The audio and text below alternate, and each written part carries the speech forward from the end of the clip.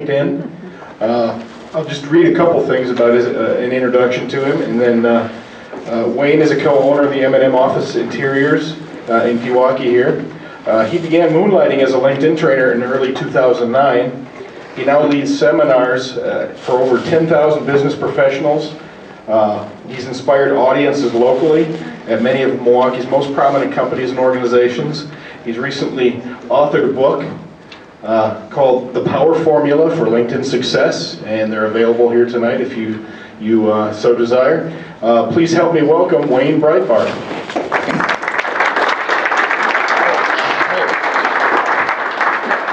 Hello everybody, it's great to be back. Thank you for those words of wisdom. I really appreciated that testimony. Thank you. It's inspiring. Now I'm going to try to inspire you in a different way. How many people have already seen me before? Okay. How many have seen me more than 3 times? Okay. Good. Not that many. Boy, people that raise their hand at that point, I say, you got to find other hobbies. Chasing me around or something. Whenever I do a job seeker event, and I do probably 4 a year, normally at churches, because I believe that's what God has touched me to do these days.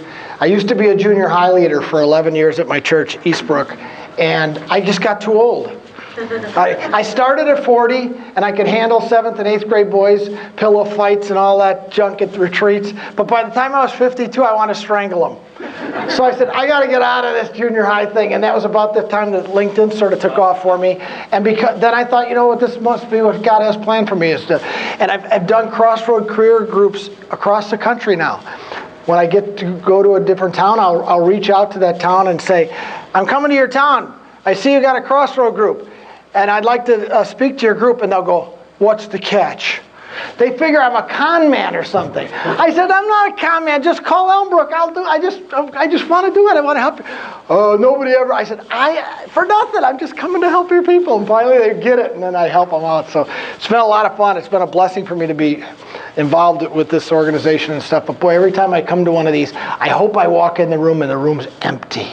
Right? I prayed for that this morning. I prayed for it this morning that I'd walk in this room and Tom would be Wayne, guess what? They all got jobs. Oh, praise the Lord. So that's my hope and prayer, is that these things will end and that Tom can get on with his life. I mean, think of it. And all the other volunteers, right? I mean, think of the volunteer time that goes into supporting. It's fantastic. I can't believe that there's not 400 people here to know that the support's around. So anyway, so let's get started. Just a short little background about me, and then we're going to dive right into the detail, because they gave me 4 hours. So we'll be okay. We'll be just before midnight, we bring in food and sandwiches and stuff.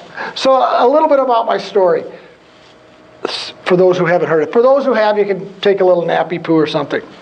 So 3 years ago, really good friend of mine comes up to me at church at Eastbrook every Sunday, and he gets in my face and goes, I can't believe you're not on LinkedIn, Wayne.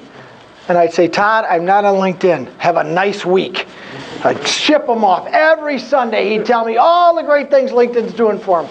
And I'd say, that's wonderful, Todd. I'm so happy for you. I said, but you know what? I'm not doing it. And here's why I'm not doing it. Number one, if it has another set of emails I got to check, I hate the one I got to check. Number two, if you haven't noticed, Todd, our daughters, I've got 3 lovely daughters, low 20s. He's got 2 daughters in that same slot.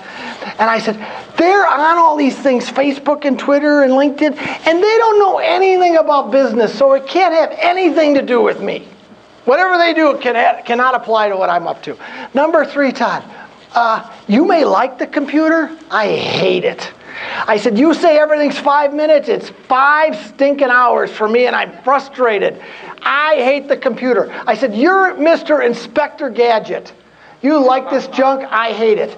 I said, lastly, Todd, and you'll appreciate this because you're 53, I'm 50. I said, I'm pretty sure if I stay away from LinkedIn and all these other social medias long enough, I'll retire just fine.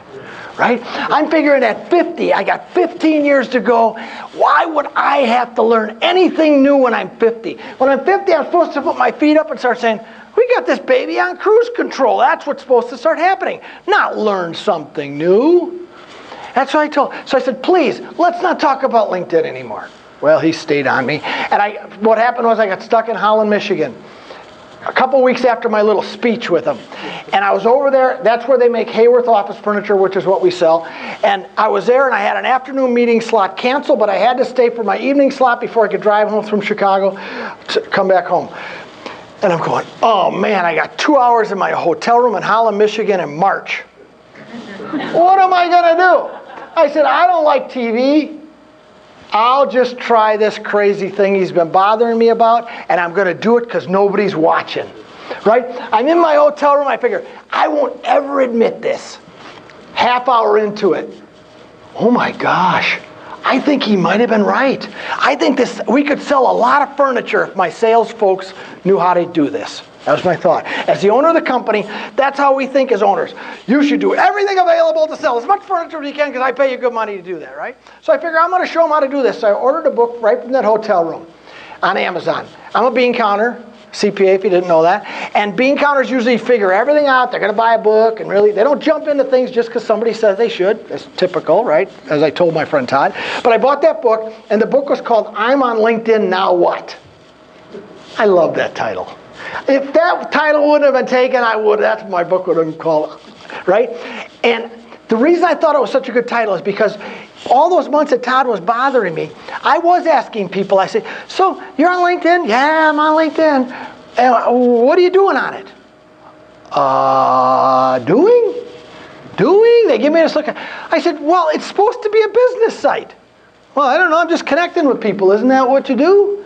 I said, well, is it doing anything for your business? I don't think so. So that's why I figured, what I want to do something that doesn't even have any benefit for your business, right? So I read this book. I studied this book for 2 months, and I did it like this. I'm watching TV. My wife sits next to me. I'm playing around the book. I got my computer. She says, what are you doing with that crazy book and that computer? Almost every night you're studying that thing. I said, well, this is that thing Todd was talking to me about every Sunday after church. And she said, oh, so he was right, huh? Now, all of us guys have heard that from our wives. How many? Oh, they were right. They love that line. That's just a wife line, like right there, right? I said, he was. I said, this thing's going to be good. So I sat down with my sales folks after about 2 months. I showed them how to use it. And I said, go get them, Tigers. I had 5 guys at the time. Go get them. This will really do you a good job. I'll see you later. Thought I was all done. I did my part. That's what owners do, right? I don't have to do LinkedIn myself. Well, all of a sudden they started saying, we got some customers and some friends in my B&I group and my networking group and this. Yeah, will you teach them LinkedIn? Sure. Why not? I'm in the middle of a recession.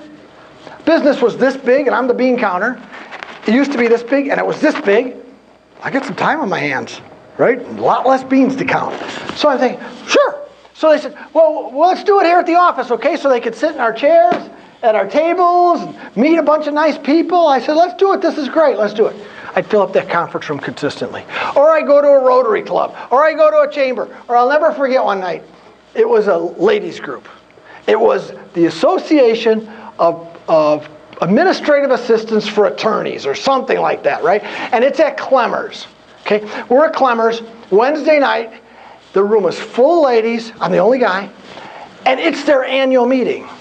And they're having a few soda pops, right? And they're having a ball. They're door prizes, and the soda pops were pretty spiked, right? And I'm going like, I'm never going to get, I came to talk about legal. I'm thinking to myself, I'm never going to get on. Finally got on about 20 minutes. I got in my truck that night at Clemmer's, and I live in East Mequon. I got in the truck. It's about 9 o'clock. I called my wife and said, I'm on my way. What's wrong? I said, I don't know what I'm doing this for. I have no idea why I'm doing all this training. It's silly. It's just silly. She said, just get in the truck and come home. Well, 2 weeks later, one of those ladies called and wanted some furniture. So God would always give me a little bit, another little marker and say, no, you just keep going. I got it for you. You just trust me. This is working. And then I'd have enough people that would come up to me like in groups like this and say, you really helped me. Or they'd send me an email and they'd say, your training helped. I got my job. And this, I got enough of those times that God reinforced the fact that I was doing the right thing. So I did it for that whole first year, all for free to over 4,500 people, 105 classes. It was nuts. But I will never forget, at the end of the 1 year, my wife came to my class for the first time. I think she wanted to see if I had a girlfriend. Because I was never home. She said, I got to make sure this is the real deal. He's never around. And she sat in the back of the room, and she saw me hold up that guy's book. Because I would, at the end of my class, I go, I told you everything I know. Go buy this book. It might help you. It helped me. Well, we got in the car that night. She says, and Brenda does not talk this way. She says, that's a bunch of crap. I said, woo, what's wrong, honey? She said, well, a bunch of people will turn around and buy that guy's book, I'll bet you. I said, well, they might, so what? I'm just trying to help people. She said, well, we should write a book. And I said, we? I said, you know me in writing? I am not a good writer. And she said, well, don't forget, I used to be a court reporter before we had kids, so I'm really good with sentence structure. And I said, all right, we'll do it. So we started on a journey to write the book. And what we did was I'd wake up on Monday or Tuesday morning, really early in the morning, and I'd dictate a chapter, right in the old dictaphone with a little tape in it, and I'd hand her the tape. And she'd type and edit all week, and on Saturday morning we'd get up and we'd fight. Every Saturday morning was a fight. She would want to make it right, and I'd want to make it Wayne. I want it to be funny, my arms flailing around, lots of slang. It doesn't have to tie together, honey. They just want to learn about LinkedIn. You're being too picky. And we would go through this thing every Saturday. And we would always make up at night. That was always nice, right? I always liked that part. But we fight I remember the 16th week, I said, I'm done. I'm not doing this every Saturday. I'm not arguing every Saturday about this stupid book. Nobody wants a dumb book anyway. And she says, no, we got 8 weeks to go. We're finishing this thing. Oh, okay, honey. But we got all done with it, and we were going to self-publish. Because he said, who wants a book from, at that time, 52-year-old CPA from the Midwest teaching about social media? Hello, that sounds like a book you're going to run out and buy? Well, Jack Covert from 1-800-CEO Read said, you should see if somebody wants to publish your book. He gave me the name of 3 publishers. We shipped it off to 3 publishers. I said, that'll never happen. All 3 of them came back and said, we like it. Huh? What do you like about it? Well, we like the space you're in, Wayne. I said, well, what exactly is that? Let me know what you think my space is. Well, we think your space is this. We think your space helps people in a situation of something they probably should do but don't really want to do. You kick them in the butt. You tell them you used to be just like them. And by the end, and you tell them funny stories along the way, experiential stories, instead of just, this is what you got to do. You show them with stories. And by the end, you might have a few more. That's what it is. So they said it was a cross between a diet book and a dummies book. The 2 together. And I said, okay. And so we picked Greenleaf, and they've done a wonderful job with our book, and we're excited about it. And just one last thing on the book. It came out March 1st, and it's sort of like having another baby. Because you spend so much time and money, and you just love your baby, right? And just like a baby, you want nobody to pick on it. Don't tell me my kid's got big ears. That's my little baby, right? Well, this is my little reminder to you. If you like my book, please, I'd love a recommendation on Amazon. If you got a few moments, those are so important. Tell your friends. But if you don't, keep your mouth shut. Keep your mouth shut. Because that'll kill me. I'll never forget the first 5 reviews we got on Amazon were all 5-star. They were all my friends, right? All of a sudden one night I walked in, I said, so any new reviews today, honey? And she'd say, sit down, I made a nice dinner for you. I said, what? She said, just sit down. I said, no, what's wrong? Did somebody give us a bad review? Sure enough, it was our first 1-star. What a jerk. I mean, that guy gave me a 1-star. Are you kidding me? So you got to thicken your skin up a little bit along the way. But it's the #1 LinkedIn book on Amazon. 36 straight weeks. And counting. So the 6th week it was out, we finally made it to the #1 slot. We checked it every Saturday, and it became #1. God is good. God is good, you know. And so we're excited about that. And so the prayer that we need from everybody in the room is that LinkedIn will not change the site significantly. Because the book has screenshots and how-tos, right? And if they do what Facebook does every other week, then it'll be good, but it won't be as good, right? So I hope and pray, don't be changing things. And what I like about LinkedIn is they do know that a bunch of us are old folks. that hate change, right? So I think they're a little cognizant of that. I love that. Facebook, they change like crazy because they figure it's all our kids, and if we don't like it, we can lump it. So here's what we're going to do. So we're going to get started. I've got a presentation you're the first group to hear this, the 10 red hot LinkedIn tips for job seekers. I'm going to do some of these. I'm not going to do all of them. You got all the details here. But I want to start like this. I'm going to take a survey. How many people are on LinkedIn? Okay, that's the easy one. Not everybody. Well, we got some work to do. Okay, now, raise your hand if you have 100 connections or more. Okay? Now, keep your hand up at the 100. Now keep your hand up if your profile is done 100% as defined by LinkedIn. Okay, look around. Okay, good. Put them down. Okay. That's what you got. You got to do that.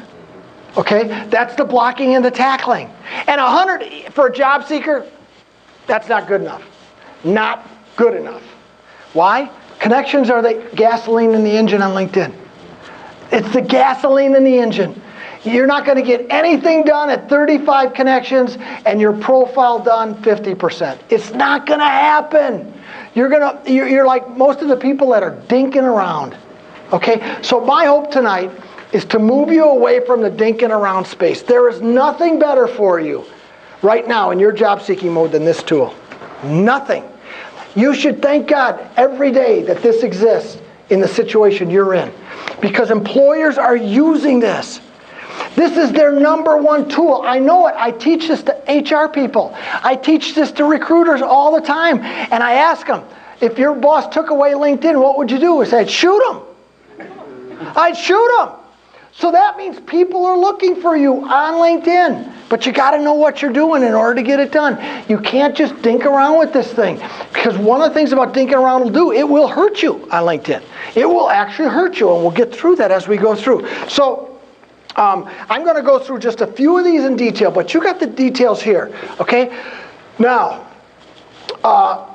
let's talk. I'm going to jump around a little bit. Let's talk about the first one. It's going to be the second one from the end, okay? Optimize your profile for keywords in your headline, skills, and job title. Flip to that one, okay?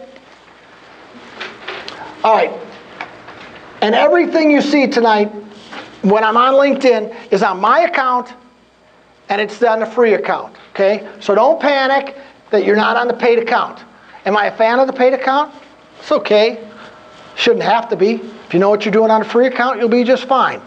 Most people that are panicking, it's because they don't know what the free account does. Everything in my book is on the free account. I teach from, I'm on the free account. I think you'll be just fine. People use that as an excuse not to do anything on LinkedIn. Go, well, I suppose I'm not getting anything out of it because I'm not paying $20 a month. No, you're not, because you don't know what you're doing. Or you don't want to put the effort in to do what you got to do. Okay, great. So this is about your profile, and this is about keywords in your profile, okay? And I think I gave, yes, the green sheet. Pull the green sheet out. This is the handout that goes with that. Now, I'll make reference to this. My website is called powerformula.net.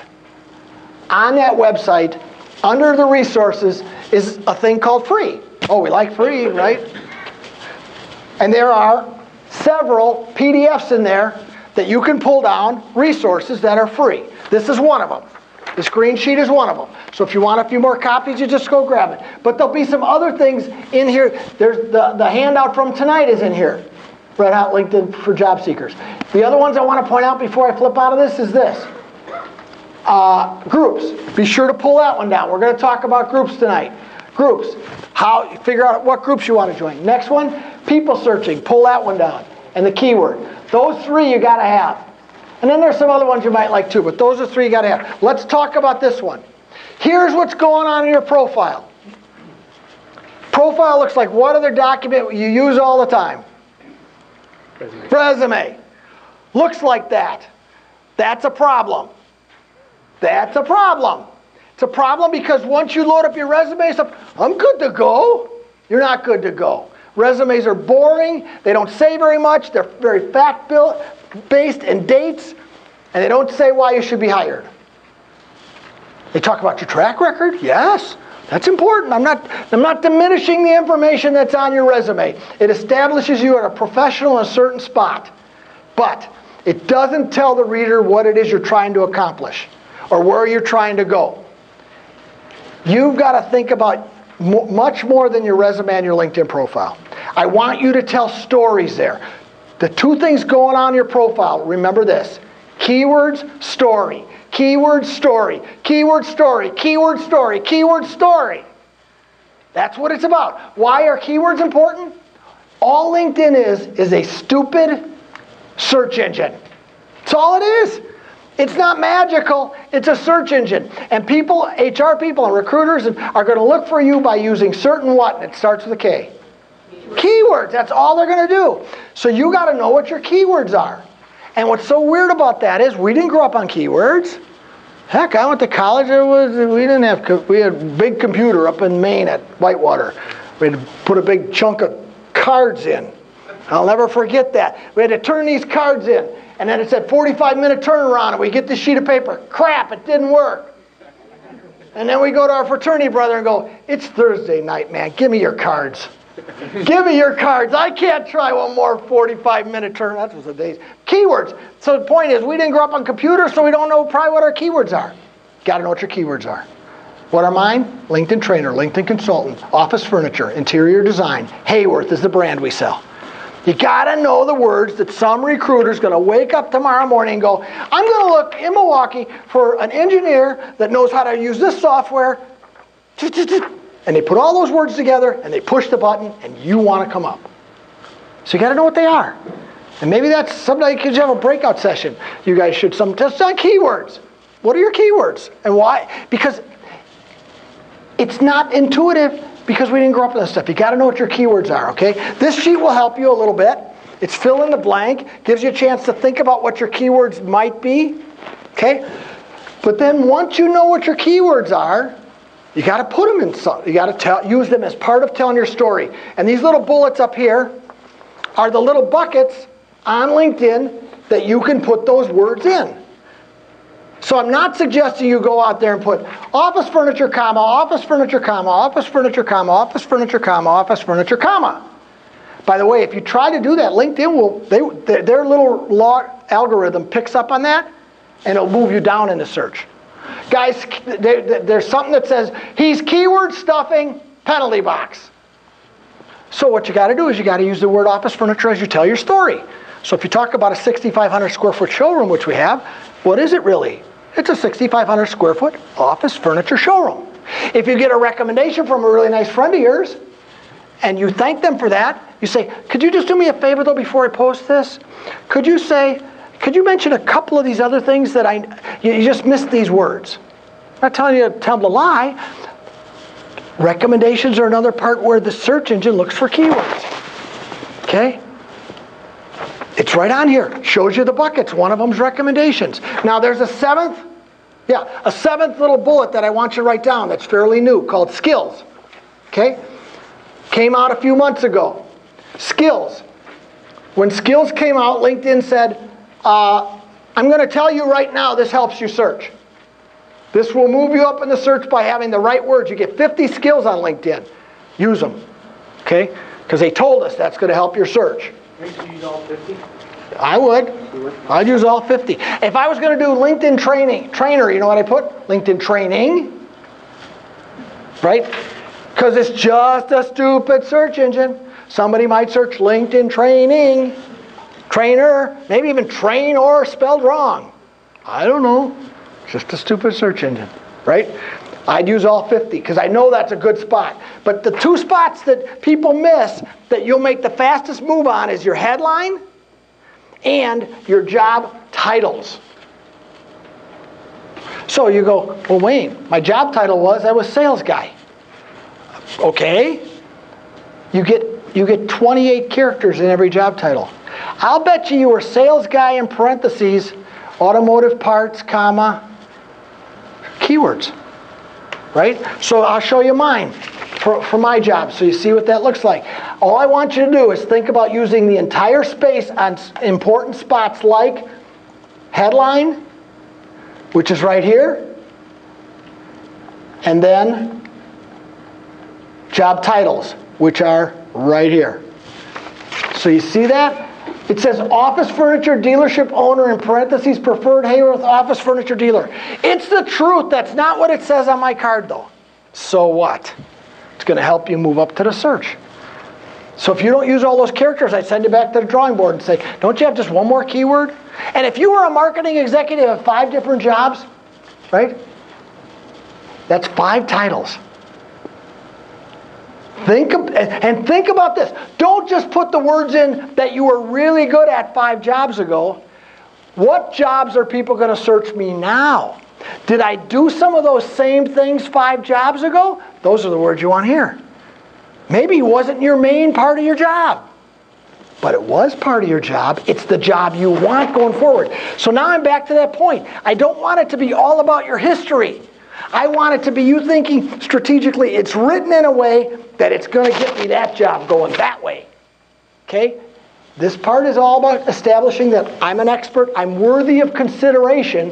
Now, read about me, and I got the right keywords because I'm going this way. Okay? That's how you got to think. Now, in the summary, let's just touch on the summary while I think about that. In the summary section, you should make sure that the very first paragraph here talks about the kind of job you want to have. And the summary should be written like I've written it. I'm the owner, I am passionate, I have fun, I do this. It should be written as if you were going to have a cup of coffee with somebody. What would you say to them? Don't write it in the third person. You're not a football player. First person. Hey, let's sit down and have a cup of coffee. I'll tell you about me. And the first paragraph should be real clear. This is the kind of job I'm looking for. If you read my profile here, you'll see why I think I'm capable of doing that. And this is why I'm passionate about it. And it's this job and this job come together. And I really am excited about my new venture, what I'm going to do in the future. And if you're going to take a twist in the road, if you've been an engineer your whole life and you're going to do something different, you better tell them in here why. Because they'll read it and go, he just applied for a graphics art and he's been an engineer. I don't get that. Tell them, I've been an engineer my whole life. You know what? It's time for me to do the thing I'm passionate about. I really love graphics design. Well, I don't know. You got to tell people the story. Keywords, story. Keywords, story. Right? Storytelling is powerful. Resume, there's no room for stories. Here there is. Tell them.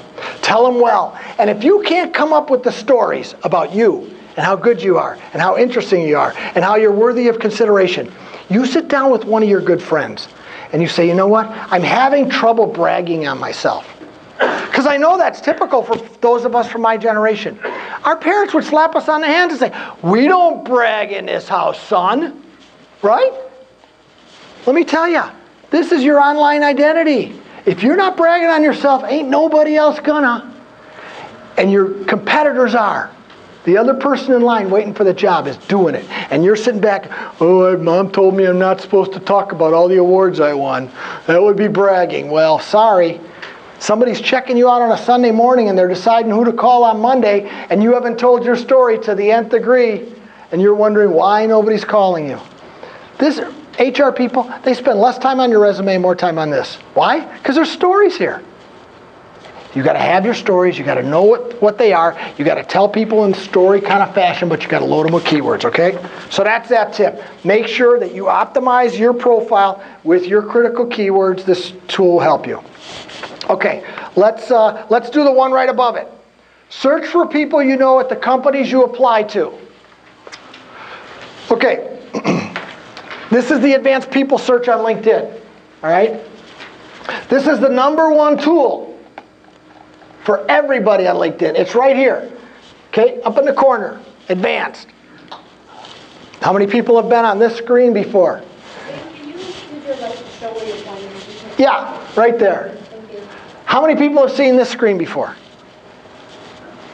The rest of you, dinking around. Dinking around. This is the money. This is the money. When you click that word advanced, it's like Mr. LinkedIn just came in the door and said, hi, John, Mr. LinkedIn here. What you looking for today? Well, I'm looking for some people, Mr. LinkedIn. Oh, good. I got a lot of people in my little database. I got 135 million. Who are you looking for? And if John goes, I don't know. John, you got bigger problems than LinkedIn, buddy. You got to know who you want to meet. Some of the people you want to meet are the HR director at the place you just fired off your resume to. Because here's what's happening if you don't do this part. You send your resume off. 300 for sure. And you're down on your knees going, I sure hope I'm one of the 10 getting interviewed. Oh, I'm just praying for that God. I want to be one of the 10. Good luck. Or you go to LinkedIn and you search the company that you just fired it into, and you look for who? Who would you search for as a job title? Who would you like to meet? If you ran into somebody in the hallway, who would you want to meet? Oh my gosh, you work there and you are the what? Right. Or the hiring manager, right? One or the other. You want to find out if any of your friends. And thirdly, you want to find out if any of your friends work in that department. Because all you're trying to do is get that stack of 300 to get into the 10. And if your friend calls the HR director and says, hey, you got a resume in there from Elaine? I don't know, there's 300 here. Well, look, she's really good. She's fantastic. Think about that. You think the HR director loves that phone call? You think you're bothering the HR director by your friend calling. Not the case. Think of their job. Another day, another 300 in the stack. I got to figure out which 10 to call. That's their job. They would love to get a phone call and go, I only got to go through that stack for 9 of them. A good friend just called me. I looked at her on paper. She's perfect. And she said she was really good. Oh, great. They want that phone call. But you're not going to get that phone call unless you do a people search on LinkedIn to see which of your friends know somebody in HR or in the department or somewhere in the company. And that's only going to happen if you have lots of what? Right. Connections. And one other thing. It could also happen if you join lots of what? Right. Why? Because for those of you who don't know, when you do a search on LinkedIn, it's only going to show you the name of the people at the first degree, second degree, third degree, and groups. There'll be lots of other people on LinkedIn that met your criteria possibly, but they're 4th degree, 5th degree, 6th degree, and you can't see them. They don't allow you to see them. So when you get frustrated doing a search, it's probably because you think you're proud at 35 connections. It doesn't work. You got to go out and get connections. You got to join a lot of groups. And then you got to use this tool. And not just pray about it. Use it. And leverage that relationship with your 1st degree connection and get some help. That's what they want. That's what they want, the help. You want the help. Now there's a new tool that came out on LinkedIn that's not even on this list called Alumni. How many people have checked that out? Raise your hand if you have. Oh my gosh, this is unbelievable. Look at this. This just came out. Contacts. Your schools will be listed here. This is what you also do when it's time to go work for a certain company. You hit a lot. You pick the school that you went to. In this case, I'm showing Marquette. Look at this. Brand new. Pick any years you want. There's 41 people in this year range that went to Marquette. Here's their jobs. They're in these departments. If I want to just see the people that went at Rockwell, and I want to just find the people that are in engineering, here they are, right here. How good is that? And alumni of the school you went to will help you even if they don't know you. There's an affinity with alumni. We just have it. It's true. Another good tool to say, I got to get somebody in that organization to get that, go from 300 to 10. I'm trying everything. Alumni is another one of those tools, right? Advanced people search and alumni. But it all goes back to how many people you're sort of connected to, right? Connections, right? So let's talk about groups since we're on that point, sort of. That's number 2. Number 2 is join 50 groups. Oh my gosh. When I tell people to join 50 groups, you know what? Oh, no, Wayne. I'm not joining 50 groups. Are you crazy? I'm not going to be bothered with all those what? Emails. Right. You don't know what you're doing. You can turn those off. Turn them off. Turn off the email notifications for all the groups you have no interest in every little yicking and yakking and ticking and tacking they're talking about. Because all you care about on those groups is the fact that if you land on the HR director at Harley-Davidson, you don't know them, you're not connected to them, but you're in a group with them, their name shows up. And now you can contact them, you can send them a message because you're connected through a group. Okay? So I recommend you're in 50 groups. 10 of those groups or so will be important to you. Where you went to school, maybe your church group, maybe your Harley rider, maybe your industry, customers industry, all that stuff. Those are important. Stay connected to those. The other 40, all they do is get you a bigger and bigger musky net for scooping up names when you do a search. That's all. Why not? Why not? So if you think about it, here's what you do. You go into groups directory, and I'm not even going to hit the keyword. You can put a keyword in there and pick an industry or something, but I'm just going to hit the search button to show you that there is 1,139,000 groups on LinkedIn. You can't find 50? Come on. I know you can find 50. And look at this. Look at this group here. Social media marketing. I don't really like social media marketing. I don't care. There's 261,000 people in there. And a bunch of those might be people here in Milwaukee. Probably are. And now you get to see their name only because you're in social media marketing with them. Now, I'm not saying to pick all your groups at random like that. Find the biggest groups you can in your industry for sure. Get those. But then join some other really large groups where you're going to get some names. Turn off the emails if you don't want them. They're going to help you see who's who when you try to do your searching. Okay? Join lots of groups. 50.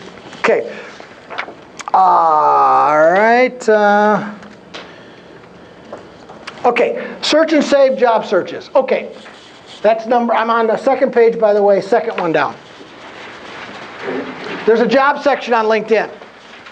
Separate, by the way, there's a jobs tab for every group too. Make sure you check that, especially if they're industry groups. But here's the jobs tab. It's the major jobs tab on LinkedIn. That's where there are jobs posted. So if I usually go in advance, most people do, and if I'm looking for accounting jobs, and in Milwaukee, leave that at 50, search. Okay, there's 40 jobs that are posted on LinkedIn of accounting nature, and here's the information. Now look at this. Let's say you're interested in this Baker Tilly job. Right away, LinkedIn tells you the people in your network that work at Baker Tilly. I mean, can it get any easier, people? That's like unbelievable. Okay? Tells you exactly who you know in the network. Now, let's look at this job. Okay, here's this Baker Tilly job. Now, take a look at this. Joe Buffington posted the job. And, look at that, second degree. Tell me life's not real good right now? If I'm looking for this job? I have a friend that knows the exact person that called up LinkedIn and said, we have an accounting job in Milwaukee. Will you put it out there? That friend will help you you're done. You're in good shape. But it's only going to happen if you have lots of what? Connections and groups, right? Then, let's say you like this, that this was a good job search for you. You get 10 saves for a job search on LinkedIn. Hit the save button. That's what this tip is about. LinkedIn will then send you an email, weekly, let's see, daily, weekly, monthly, or never, when it gets new jobs that meet that search criteria. Can you fall asleep and do this stuff? I think you can. But you got to know what to do, right? So save your job searches, 10 of them. Use different keywords. Okay? All right.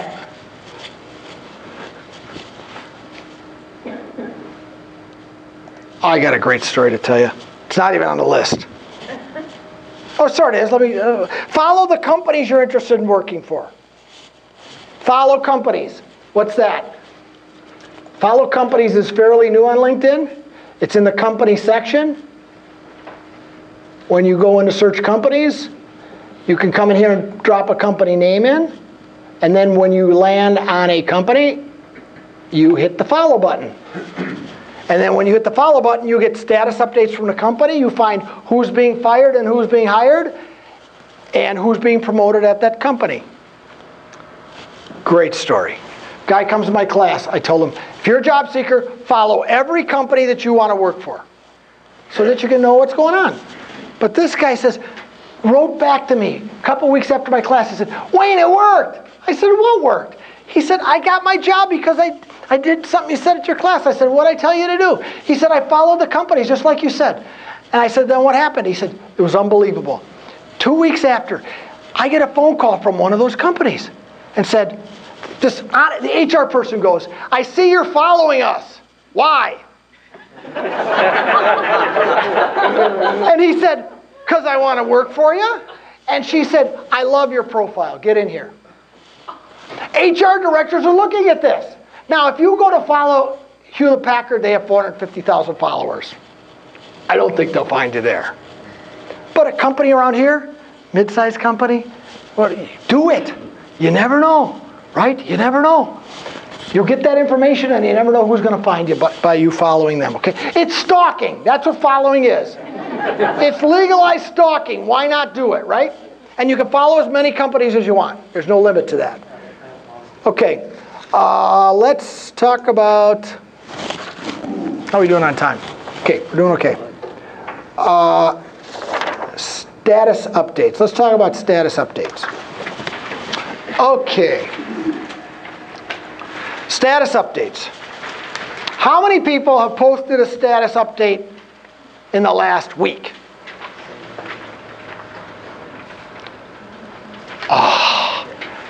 Let's see that again. How many people posted a... did I ask that wrong? How about the last month? You call yourself job seekers? I'm serious.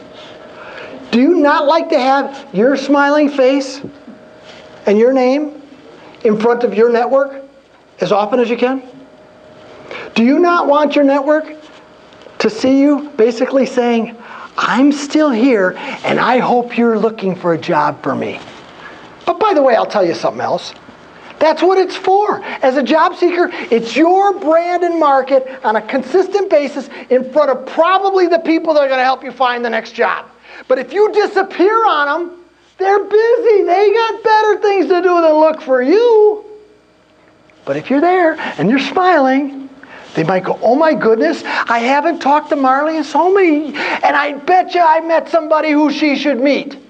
That's what they're ready to do for you, but you got to remind them, I'm here. Once a day for sure. And you might go, what am I going to say every day? Well, you know, talk to your kids. Your kids know how to post status updates ad nauseum on Facebook. I mean, they post the silliest stuff. I look at my daughters, I say, what are you doing? Oh, that's what we do here, Dad. Now, I'm not telling you to do that on LinkedIn, by the way. That'll turn people off. But there's got to be something you've either read, attended, a website, something that you can share that not only puts your smiling face in front of them, but shows them you're smart. Shows them you're interested in your industry and you're reading and you're learning and you're going to stuff. So, my goodness, there's something that you can get in front of them, but also show, I'm still at it, I'm still learning, I went to this event, I read this great website, you might be interested in it too. That's what it's for. But mainly, to stay in front of them. Right? Status updates. It's your marketing tool to your network. That's what it's for. It's for you to tell your network. These are your friends. Don't forget that. And think about this. Let's say you have a network of 30, and you're proud of it. Hope we all know better than that tonight. But let's say you do. And your friend has 300. And you decide, oh, I got 30. I'm doing a status update every day. Every day, just like Wayne said. Well, how many people could look at that? 30. And probably not even 30. Why? How does a status update work? So the day goes on, right? Pretty soon it's way down there. You post it at 6:30 in the morning, ain't nobody gonna see it. Don't do that. And you only got 30 people to begin with. Oh, that's nice. I hope all 30 are just waiting for me to talk at 6:30 in the morning. They're not. Once again, we're back to the gasoline in the engine. It's the network, right? It's the size of the network. But then secondly, be smart about posting your status updates. 11 o'clock in the morning. 11 o'clock in the morning is the preferred time for a status update. That gives you your best chance. But why not do one at 11 and one at 3:30 and maybe one at 7:30? You know what I mean to say? I know you got something to say. You just got to think strategically about that. Okay? So, status updates, at least one a day. Do them when you think somebody's going to read them. Don't, on the weekends, pretty slow on LinkedIn. But sometimes because it's slow, people might read yours. I don't know. I have pretty good luck with opening my emails on the weekend, probably because I'm the only guy that said them about during the Packer game. Who gets my emails in here? Okay, and they usually come out Sunday afternoon during the Packer game. By the way, for those of you who aren't on my email list, be sure to turn this in. You'll get my tips every Sunday, like I said, usually during the Packer game. People say, why do you do it on Sunday, Wayne? That's the stupidest time to send out an email to business people. I said, you know what? I tried it on Tuesday, Wednesday. It's weird. Sunday, I'd get a better open rate. And I'll never change it now, especially because one lady, last time I was at Hales Corners Lutheran, she came up to me and said, Wayne, 2 things I can count on Sunday. Going to church, meeting, seeing Jesus, and your emails. I said, you know what? Oh, that just warmed me up inside. I'm never changing that. I love being tied in with me and Jesus. How good is that? That's good company. I love that. So if you don't get these, be sure to get those. They're going to help you a lot, and they're going to remind you to do stuff. Right? My tips are sort of like my talk. I get in your face and say, come on, get serious. Okay, status updates. Here's the other thing you can do. So easy on a status update. Look at this. Let's say George just posted this update. See this little button? Share.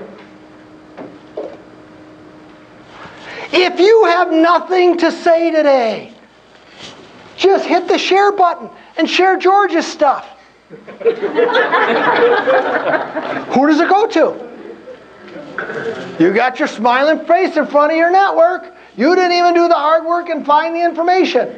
Now, I would share the stuff that makes sense, but the point is, there's no excuse for not doing a status update when you can grab other people's and send it right out.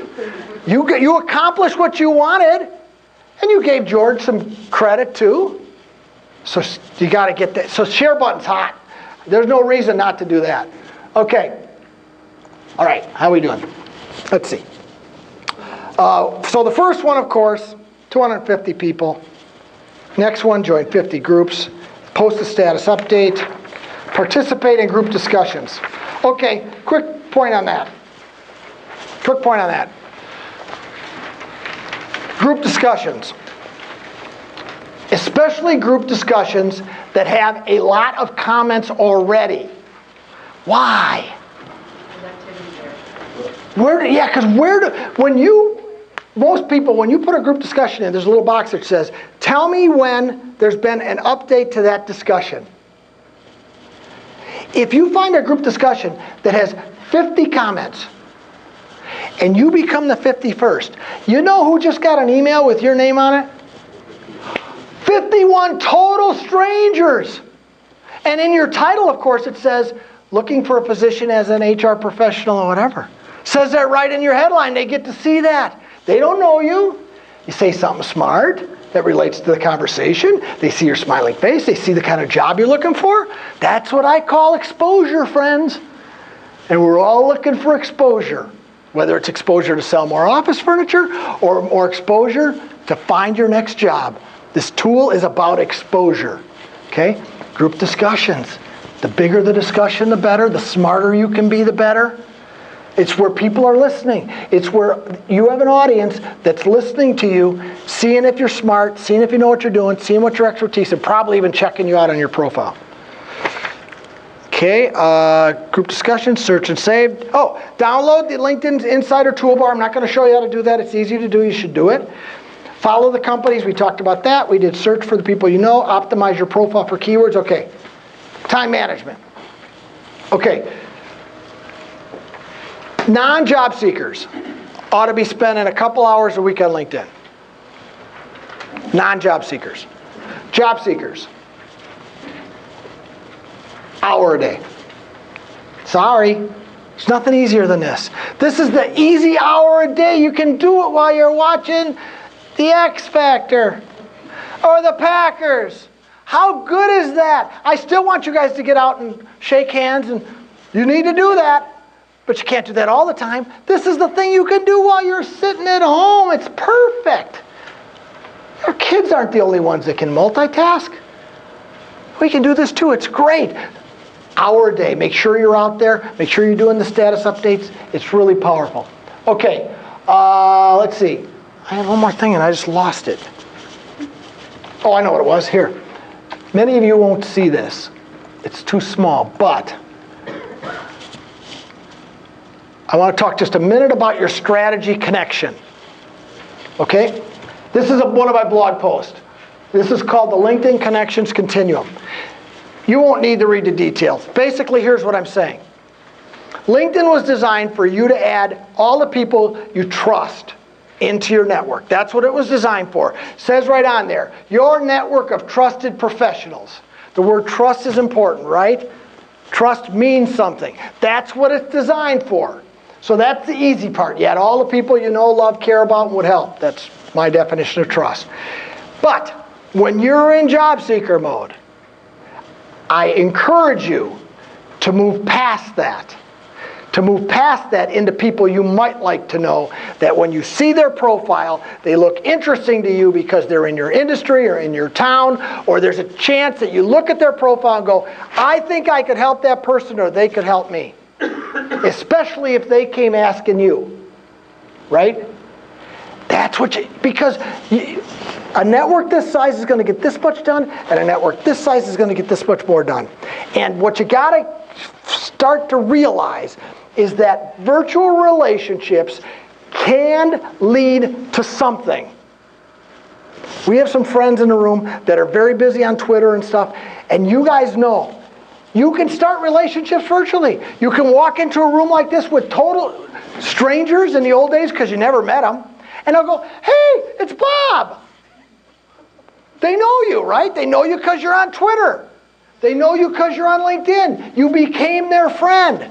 Now that seems weird. I know it seems weird. But do you think it's weird to your kids on Facebook? No. No. We think it's weird because we're us. That's the problem. The problem is, this is a new game. It's the new game of communication. And we can sit over here going, oh, no. I only connect with people that I've had a handshake and a hug. It's always the way I've done business. I don't care who wants to invite me. Even if they're the president of the company, I just sent the resume and I'm not doing it. I don't know them. Right? Or our kids are over here connected with everybody under the sun. Probably too many people they're connected with, right? But they're building new relationships and taking a chance. All I got to tell you is this. This communication chasm that social media is a part of is getting wider and wider. And these people over here, us, guess what? We're dying. These people over here are becoming decision makers. Every day, they're the people we're going to work for. They're the people that are going to buy our stuff. They are.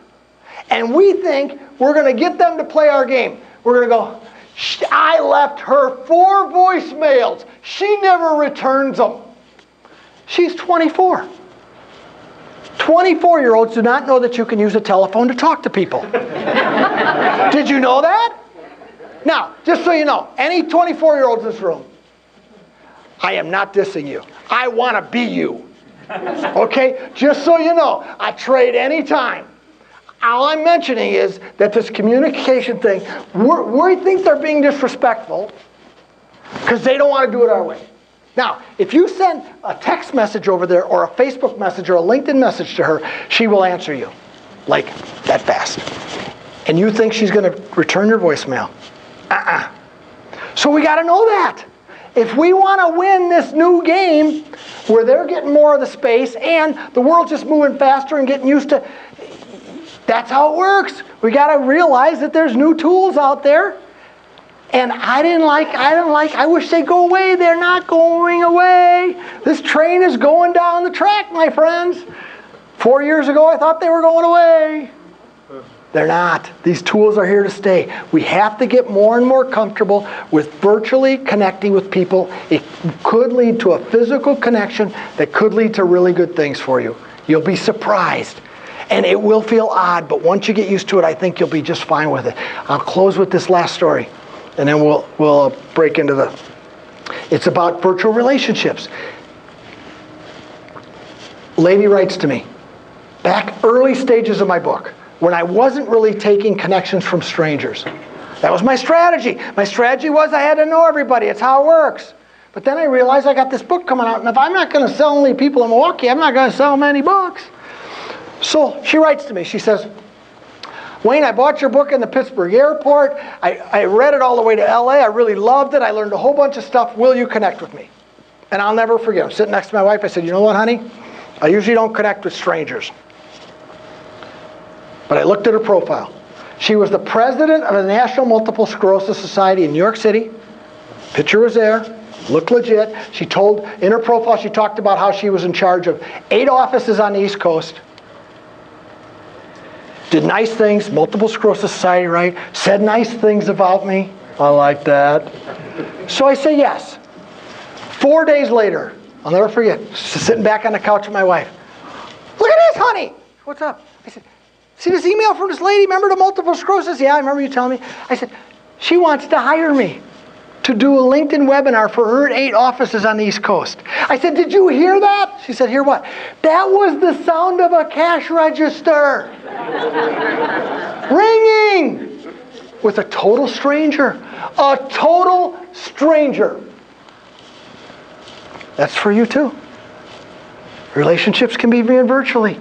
It's going to seem odd. It's going to seem strange. But these tools are here for us. Now, you can go in as far into the water as you want. But you better start wading into the water. Because the people that are looking for you, they're not wading in the water. They got a full jumpsuit on. They got scuba diving gear on. They're looking for you down there. And you're sitting on the shoreline. Oh, it's a little cold there. Maybe next month, maybe next year I'll try to do LinkedIn. So the key to this thing is maybe put a little different head on it, thought process on it, and try to be a little more excited about these changes. Change is hard, but change can be exciting. This may be something you wake up tomorrow morning, LinkedIn, and have a new attitude about it, and find a buddy in the room that'll help you with that, and you'll start having some fun again. Your job search might be a little bit fun because you get some energy from these things. I don't know, I hope that. That's my hope and prayer for you, is that you'll find a way to be energized by the new tools instead of saying, I'm not doing them. I'm not doing them, right? Okay, I think we're closing for this part. I will be around for the next, one more thing, let me share this. This just came out. Senior Vice President of LinkedIn. This was just in a blog the other day, December 8th. Get this, LinkedIn's research. Close with this. Completed profiles, 100%, right, are 12 times more likely to find a new job on LinkedIn than those who don't. 12 times. I like those odds. Finish your profile. Get your profile done. It's been fun. Have fun. Go get them.